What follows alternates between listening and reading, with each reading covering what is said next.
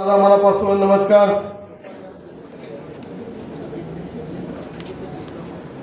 मोहोळ विधानसभा मतदारसंघाची निवडणूक 20 तारखेला झाली होती. 23 तारखेला निकाल लागला.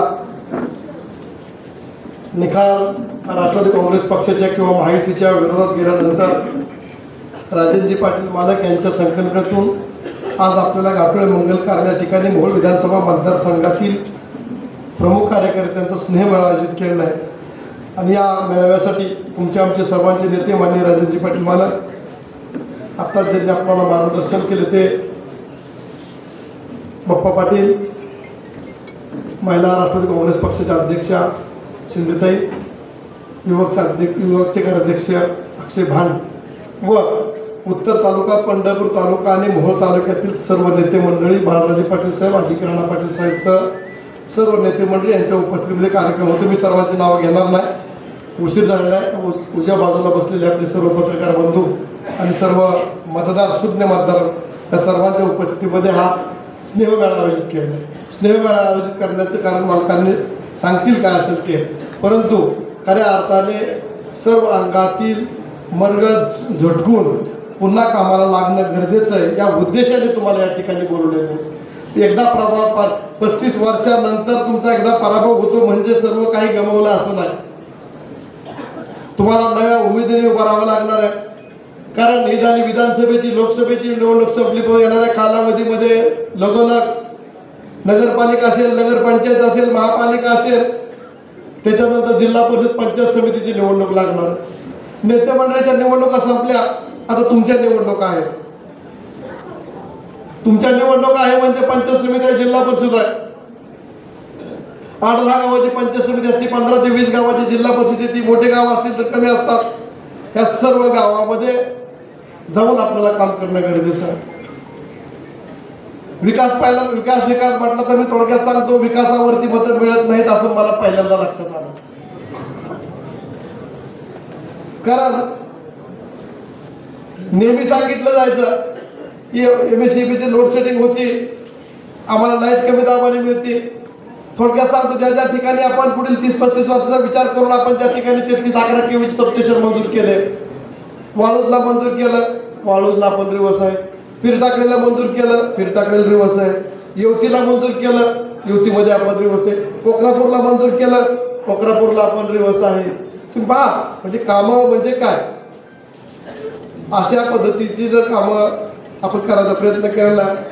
बैरागवाडी आहे या ठिकाणी, फक्त पासलेवाडी या ठिकाणी आपण सबस्टेशन मंजूर केलं आणि पासलेवाडी फक्त आपल्या मोहोळ तालुक्यामध्ये लीडवर वन साइड असणारे गाव आहे.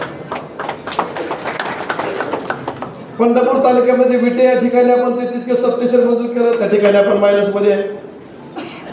उत्तर तालुक्यामध्ये मार्डी आणि हिपरगा या 2 ठिकाणी मंजूर केलं, ते दोन्ही ठिकाणी आपण प्लसमध्ये आहे. मोहोळ बैराग रस्त्यावरती आपण 250 कोटी रुपयाचा निधी मंजूर केला. दांगडेवाडी मायनस आहे, मलिकपेठ मायनस आहे, देगाव मायनस आहे, वाळूज मायनस आहे, नरखेड मायनस आहे. 165 कोटी रुपयाचा रस्ता मोहोळ ते बैगमपूर आपण मंजूर केला. तांबुळे मायनस आहे, वरकुटे मायनस आहे, औंढी मायनस आहे, बेगमपूर मायनस आहे. सौंदर्य त्या ठिकाणी फक्त अख्ख्या वैराग पासून बेगमपूरच्या रस्त्यामध्ये फक्त सौंदर्य हे गाव फक्त प्लसमध्ये आहे. सांगायचा विषय म्हणजे की फक्त विकासावरती मतं मिळतात असे नाही. मालकांना आम्हाला नेहमी सांगितलं जायचं, या ठिकाणी दारूला पैसे मागतात, बोकडाला पैसे मागतात, काय करतात. आमच्यासारखे सुशिक्षित लोकप्रतिनिधी असताना जर आम्ही दारू प्यायला पैसे देणार असेल, मटणं खायला पैसे देणार असेल, तर लोकप्रतिनिधीचं काय काम आहे? म्हणजे लोकप्रतिनिधी नक्की काम काय करायचं हे तुम्ही येणाऱ्या कालावधीमध्ये सांगितलं पाहिजे. की लोकप्रतिनिधीने शेवटच्या 15 दिवसामध्ये येऊन कोट्यवधी रुपये खर्च केले पाहिजेत, तरुणांना दारूच्या व्यसनामध्ये लावलं पाहिजे, मटण बोकडं पार्टी केली पाहिजे. गावाच्या विकासाचा काही संबंध नाही. असं असेल तर फार चांगले एक व्यवसाय होतो. 5 वर्ष मी माझा व्यवसाय केला असता, मालकाची शेती पाहिली असती, कारखाना पाहिला असता, बाळराजेंनी त्यांचे उद्योग केले असते. कशासाठी 5 वर्ष दिवस रात्र तुमच्यासाठी झटायचं, ही भूमिका पहिली महत्वाची आहे. तुम्हाला पोलीस स्टेशनला फोन करायची गरज नाही, BDO ऑफिसला फोन करायची गरज नाही, तहसीलला करायची गरज नाही, MSEBला करायची गरज नाही. कशासाठी वेळ घालवायचा? का तुमच्या सुखादुःखात यायचं? जर एक उमेदवार येतो, सर्व विरोधक एकत्र होतात आणि तुमच्यावरती 30,000 मताचं लीड टाकतात. 30,000 म्हणजे थोडी गोष्ट नाही. 5 वर्ष दिवस रात्र कष्ट करणारे आपले कार्यकर्ते मालकाच्या नेतृत्वात काम करत असताना जर 15 दिवसामध्ये तुम्ही एक उमेदवार येतो आणि जिंकून जातो, म्हणजे तुम्हाला विकासाची गरज आहे का नाही सांगा. अनगर सह 10 गावाची आपण उपसा सिंचन योजना केली, ते जाऊ द्या. त्याच्या अगोदर सांगतो, 95 साली मालक आमदार झाल्यानंतर राष्ट्रीय उपसा सिंचन योजना मंजूर केली. 2009 पर्यंत बऱ्यापैकी सुरुवातीच्या कालावधीमध्ये योजना मंजूर झाल्यानंतर काही कालावधीमध्ये संत गतीने कामं चालतात. 2009 पर्यंत मालकांनी बऱ्यापैकी काम करण्याचा प्रयत्न केला. 2009 ते 19 पर्यंत आष्टी आणि शिरापूर दोन्ही योजनेसाठी संत गतीने कामं चालली होती. त्या योजनेला पहिल्या निधी कुठला मागितला असेल तर आपण आष्टी आणि शिरापूरसाठी निधी मागितला. मालक आष्टी उपसा सिंचन योजनेसाठी 250 कोटी रुपयाचा निधी आणला जुन्या. एकही गाव प्लस मध्ये नाही आपलं. मदन पाटील, आष्टी उपसा सिंचन योजना ज्या ज्या गावाला आता लाभ होतो, जिथं कामं चालू आहेत, कोट्यावधी रुपयाचा निधी आहे, एकही गाव प्लस नाही. सर्व बूथच्या बूथ मायनस आहेत. बालाजी पाटलांनी सांगितल्याप्रमाणे एकही बूथवरती लीड नाही, एकही बूथवरती. अशा पद्धतीची कामं. त्याच्यानंतर आपण आता 10 गावांची वाढीव उपसा सिंचन योजना केली. त्याच्यामध्ये 5 गाव मालकाच्या अनगरचं वाड्या वस्त्यामधले, उर्वरित 5 गाव कोणाची वाडी असेल, चिखली असेल, वापळे असेल, अजून गाव जे असतील त्या गावामध्ये सुद्धा मालक आपण लीडवरती नाही. म्हणजे नक्की माणसांना, जनतेला विकास कशा पद्धतीचा पाहिजे, किंवा आमदारांच्यासाठी एक चाकोरीबद्ध एक तुम्ही एक नोट्स दिली पाहिजे की आमदारांनी एवढंच काम करावं, आमदारांनी महिन्यात एकदा येऊन पंचायत समितीत नमस्कार घालून जावा, आमदारांनी कुठलं इलेक्शन आल्यानंतर एवढा निधी आम्हाला द्यावा, आमदारांनी त्यांची निवडणूक लागल्यानंतर एक 100-200 प्रत्येक गावात बोकडं नेऊन द्यावीत, दुसऱ्या काय गोष्टी असतील त्या कराव्यात. या गोष्टी जर निकष असतील तर नक्की तुम्हाला सांगतो फार चांगल्या प्रकारे निवडणुका पार पाडतील. कारण 4-4.5 वर्ष त्या नेत्यांनी स्वतःच्या कष्टाने काम करून पैसा कमवणे आणि घालवणे. परंतु आम्ही दोघांनी निर्णय घेतला, मालकाने, आम्ही 1 रुपया कोणाला दारून द्यायचा नाही, 1 रुपया कोणाला बोकडाला मटणाला द्यायचा नाही, ही भूमिका ठेवून घेतली. एक वेळेस विजय नाही मिळाला तरी चालेल, पण चुकीची वळणं तरुण पोरांना वाईट दिशेला आम्ही लावणार नाही, या भूमिकेतून आम्ही. आणि एवढंच नाही, आता स्नेह मेळावा आहे. सर्वच गोष्टी तुम्हाला समाधानकारक वाटतील असं बोलणं योग्य वाटत नाही मला. कारण 2-3 दिवसाच्या नियोजनामध्ये व्हॉट्सअपवरती तुम्ही सर्वजण एवढे नेते मंडळी 3 तालुक्यातील मालक आपल्याला आवर्जून उल्लेख करावा लागला. आपण महायुतीतर्फे उभा राहिलो. आपण पंढर तालुक्यामध्ये परिचारक साहेबांनी मनापासून साथ दिली. उत्तर तालुक्यामध्ये शहाजी पवार साहेबांनी आणि दिलीप माने साहेबांनी आपल्याला साथ दिली. आपले कार्यकर्ते होतेच, परंतु ज्या खऱ्या अर्थाने ज्याला पद देण्यासाठी अजितदादा पवार साहेबांनी मदत केली निवडून येण्यासाठी, अशा माणसांनी आपल्या विरोधामध्ये कार्यकर्त्यांना 5-5 हजार रुपयाची पाकिटं वाटली, जे आज त्या ठिकाणी महायुतीतील सत्तेचा लाभ घेत आहेत. बोलण्याचा उद्देश एक आहे, यांच्यासारखे बहादर शिवसैनिक या ठिकाणी आहेत. बरेच जण आपल्या विरोधात काम करत होते. भारतीय जनता पक्षाचे बरेच जण आपल्याबरोबर चंद्रदादा आहेत, तुम्हाला सांगतो, रमेश मानेन खिलारे आणि शहरातील काय एक बोटाव मोजण्या इथपर्यंत कार्यकर्त्यांनी मोहोळ तालुक्यामध्ये आपल्याला मदत केलेली आहे. मी म्हणतो लोकसभेला नक्की मतदान कमी झालं असेल, पण इमानदारांनी अनगर सिद्धाची नागनाथच शपथ घेऊन सांगतो, आम्ही भारतीय जनता पक्षाच्या मालकाने आम्ही फिरून काम केलेलं आहे. कमीत कमी त्या नेते मंडळींनी आमच्या कामाकडे बघून तरी आम्हाला मदत करणं गरजेचं होतं.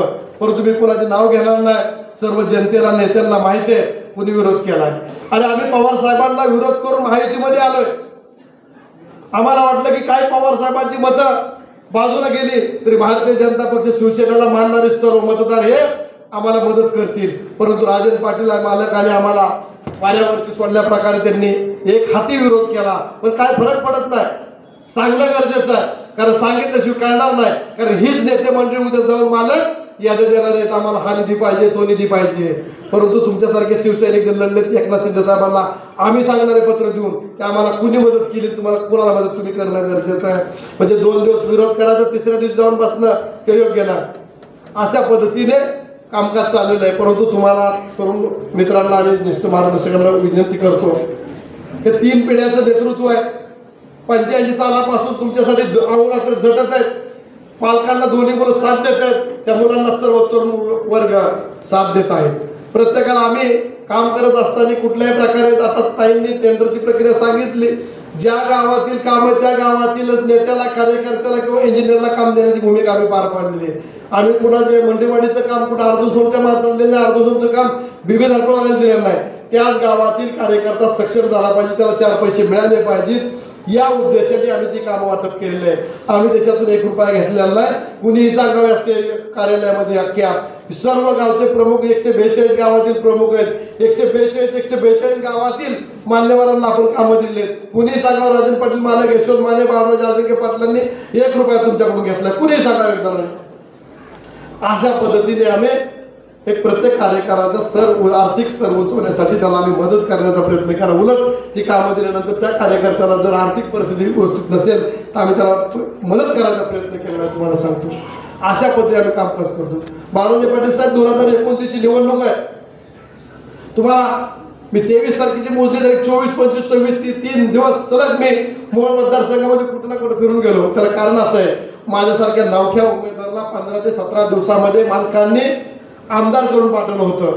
माझी जबाबदारी येणाऱ्या 5 वर्ष मला पद असले नसलं त्याचा काय फरक पडत नाही. 5 वर्ष तुम्ही जे माझा उपकार केले तुम्ही मला आमदार करून, त्याच्यामुळे माझी जबाबदारी आहे 2029 पर्यंत बाळाजी पाटलांना आमदार करून विधानसभेला पाठवलं. परंतु लोकनेते परिवार मालक अण्णा यांच्या नावावरती तुम्ही किती दिवस चालणार? राष्ट्रवादी काँग्रेस पक्षाची संघटना मजबूत करण्याची जबाबदारी कोणाची? फादर बोर्ड असेल, युवक बोर्ड असेल, विद्यार्थी असेल, महिला असतील, युवती असतील, फ्रंटल असेल. तुम्ही मला प्रामाणिकपणे सांगा, त्या पदाधिकाऱ्यांनी किती काम केलं तुम्ही मला सांगा.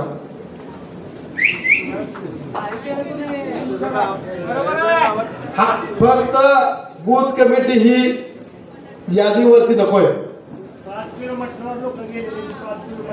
बूथ कमिटी ही खऱ्या अर्थाने पक्षाचा आर्क आहे.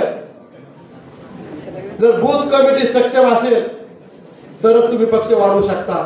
फक्त मालकांनी अण्णांच्या दोघांच्या नावावरती आणि त्या तिघांच्या कामावरती मतदान घ्यायचं, ठीक आहे ना. ज्यावेळेस आपण ग्रामपंचायत लढवतो त्यावेळेस आपल्याला कळतं की आपल्याला त्रास किती होतो. त्याच पद्धतीने आपण लोकसभा विधानसभेला सुद्धा आपण काम करणं गरजेचं आहे. कारण येणाऱ्या कालावधीमध्ये तुम्हाला सर्वांना संघर्ष आहे. राजन पाटील मालकांच्या धोरणाला काय फरक पडत नाही, काही फरक पडत नाही. त्यांचं कुणी वाकडं करू शकत नाही. तुम्हाला स्पष्ट भाषेत सांगतो, तुम्हाला खरा त्रास होणार आहे. तुम्हाला बायरावाडीचा सुनील असेल का बघा, बाबर 7 जणांवरती 307 गुन्हे दाखल केलेले पाठीमाग, बरोबर आहे का नाही? आहे का कोण बायरावाडीचं? कुठे नाही आहे का? बरोबर ना?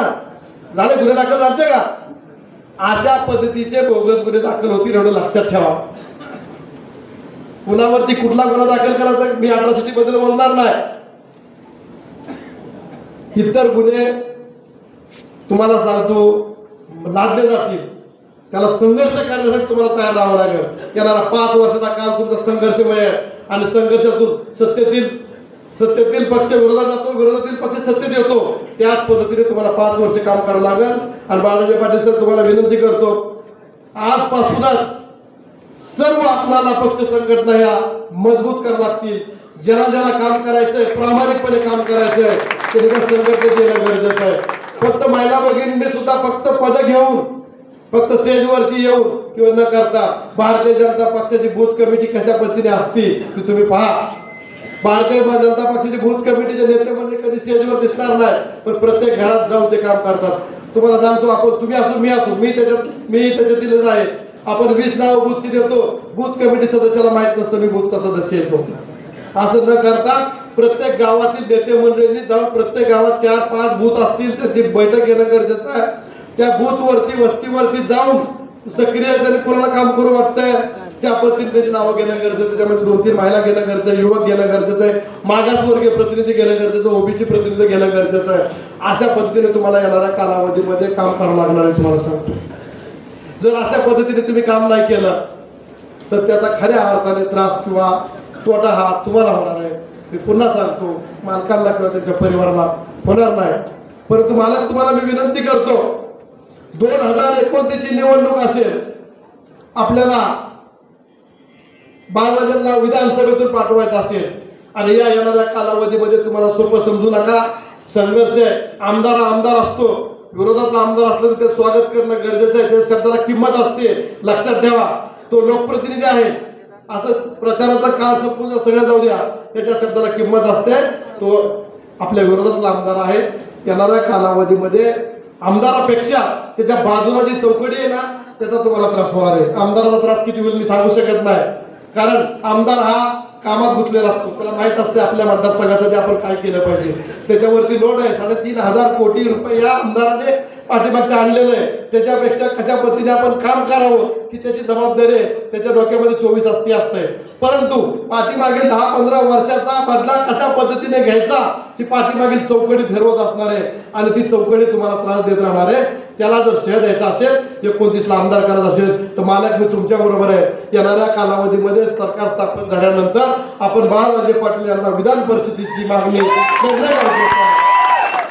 जर आपण एक आमदार समोर उभा केला तो तुमचं कुणीही काय करू शकणार नाही. एक चांगल्या प्रकारचं नेतृत्व तुम्हाला या ठिकाणी युवकांमध्ये आहे आणि बाळराजांच्या माध्यमातून तुम्ही आम्ही सर्वजण एकत्रित चांगल्या प्रकारे काम करू आणि 2029 पर्यंत मालकांचं चिरंजीव आमदार होईपर्यंत मी नक्कीच प्रामाणिकपणे तुमच्यावर काम करेन. आमदार जर नसेल तरी सत्ता आपली आहे, अजितदादा वरती बसलेले, तुमची कुठलीही कामं असेल तो प्रामाणिकपणे करायचा प्रयत्न करू. परंतु तुम्हाला सांगतो तुम्हीही प्रामाणिकपणे पक्षाचं काम करणं गरजेचं आहे. येणाऱ्या कालावधीमध्ये तुम्ही कोणाला त्रास देऊ नका. तुम्हाच्यावर जर अन्याय कोण करणार असेल तर तुमच्या बाजूने आम्ही नक्कीच पाठिंबा देऊ, एवढंच मी सांगतो.